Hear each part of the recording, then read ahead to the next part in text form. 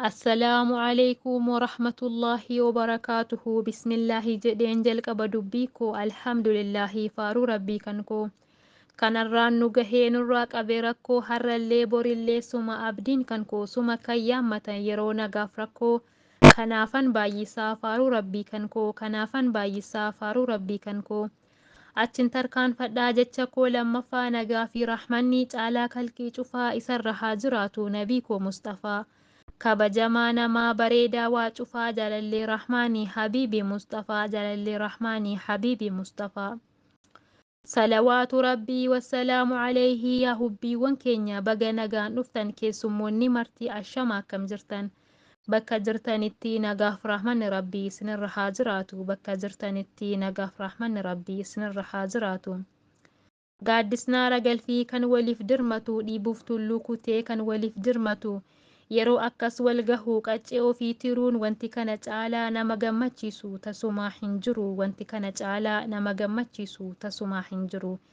Nyaachuufis dhuguufis qophiin xumureera kan filattan nyaachuuf hunduu qophaaheera kan filattan nyaachuuf hunduu qophaaheera. Akkas isiniin jecha gara ergaa kootii hogguun dabarfadhu madda qaroominaa yaa burqaa beekumsaa. Wabii eenyummaa koo waardiyyaa eegumsaa aliif baataa jennee si keessatti barree daawwitii jireenyaa si keessatti agarree daawwitii jireenyaa si keessatti agarree.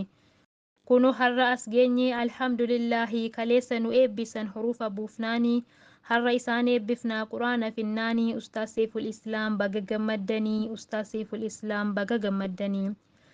Alhamdulillaahi yaa mootii islaamaa nuuf milkeessi ati yaa mootii aalamaa. Yaa obboloota koo bar nasiiba tollee rabbitu nuuf kenne ustaazallee collee yaa rabbi nuuf dheeressi umurii isaallee yaa rabbi nuuf dheeressi umurii isaallee. Yaa quraana rabbii caalaa waa hundarraa namni si argatee milkaa'ee waa maraa ittiin badhaafamaa duniyaa fi akiraa ittiin badhaafamaa duniyaa fi akiraa.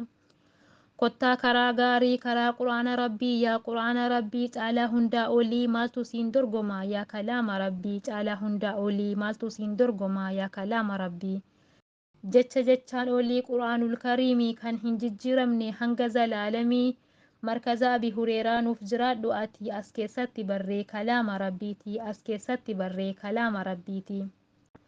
Nu quraana qara'uu hin beeknu jettanii warreen suuta gungumtan abshiraa isiniin jedha kunoo ustaaziinii kanaaf isiniif jira kan keessan furmaanni fataadhaaf kasraadha ammas fatahateenii hundumtu qophaaheera abshiraa jedhanii hundumtu qophaaheera abshiraa jedhanii. Silaa guyyaan kunuu gammachuun nu cimsee anis hangam beeku galata ustaazaa xiqqoo jechaan ibsee. Meena dhaggeeffadhaa amma jalqabuu fi ustaazanaaf yaadu walaloon tottolchee faaruun ol qabuu fi ustaazota karaa onlaayinii barsiisan hayyoota wallaalaa karaa agarsiisan ustaazota haqaaf diinumaaf if qaban qalbii nuuf tolchanii ofiif rakkoo isaaniif warra qalbii caban quraana nuuf laatan jiruu nuuf tottolchan bakka haraamarraa quraanaan nu oolchan. Gaaddisa quraanaa dhufne akka teenyuuf nama rabbiin faarsu diiniin akka geenyuuf. Galata isaanii mee maaltu madaalaa waan isaan nuuf tahan eenyutu wallaalaa waan isaan nuuf tahan eenyutu wallaalaa. Ustaas Seeful Islaam gaarii ustaazaati bareedaa amalaa dasji'aa namaati. Akka nuti taanuuf nama waa hubatu wallaalaa nu baasuuf ifiif kan gubatu. Seeful Islaam jechuun nama galataati ustaas Seeful Islaam nama seenaadhaati. Wallaala qaruudhaaf lubbuu isaa if kennaa rabbiin haa jaallatu silas maal jennaa. Numaaf yaaduuf jecha halkan guyyaa yaadaa rakkoo keenyaaf dursee nuuf rakkate aadaa. Akka abbaa caalaa nu barsiisuuf yaadaa yaa ustaaza gaarii dukkanaa nu baasuuf kan taasifte xaarii. Ustaaz Seeful Islaam yaa leenca diin rabbii waan ati hawwitu rabbiin ni danda'a siif guutu qalbii. Ustaaza gaarummaa diinii nu dhaalchise ustaaza beekumsa diinii nu nyaachise. Ustaaza barataaf akka abbaa tahu ustaaza nuuf jecha gaaraaf tabba bahu. Seeful Islaam jechuun bashaashaa namaati ustaaza quraanaa nama jaalalaati ustaaza quraanaa nama jaalalaati. Akka diin rabbiitiin ifnu qaamaaf qalbiin ustaaz Seeful Islaam nu barsiisan diinii haqaan jecha rabbii. Gaaroommina isaanii jechootaan tarreessus ibsuu hin dandahu walaloodhaan miti kitaaba barreessus. Jaalala isaaniitu garaa nama raasa amala isaaniitu quraana irratti qalbii nama kaasa. Rabbiin ni danda'a nuuf haa gammachiisu bakka jiranitti waan isaan jaallatan isaan haa hammachiisu. Waan hin jedhuun qabu hafaa galatarraa firdoosiif naaf seenii caalaa jannatarraa firdoosiif naaf seenii caalaa jannatarraa.